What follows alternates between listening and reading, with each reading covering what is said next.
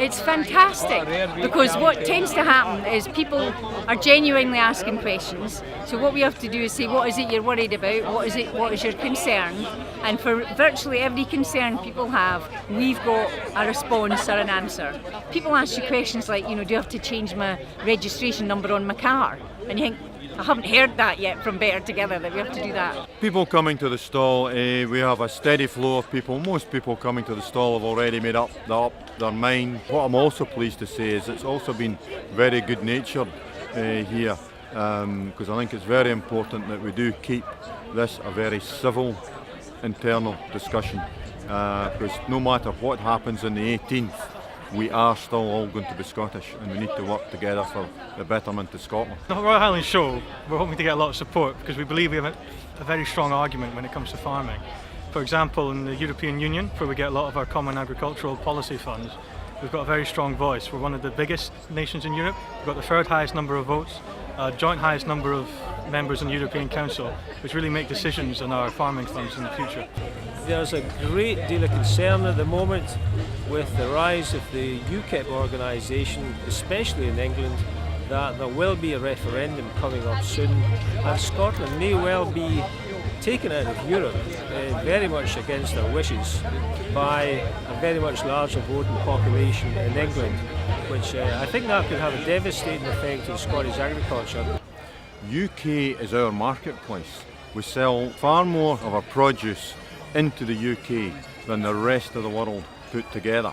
In the beef industry, yes, we sell as much as we can under the Scotch label, but most of our beef that's produced goes out under a British label and goes down to the English market, where it is still considered a home product. We're not at the negotiating table in Brussels. We're basically a subsidiary of Westminster, of the UK. Scottish agriculture is in a very difficult situation from the UK, the English agriculture. We've got 85% less favoured area.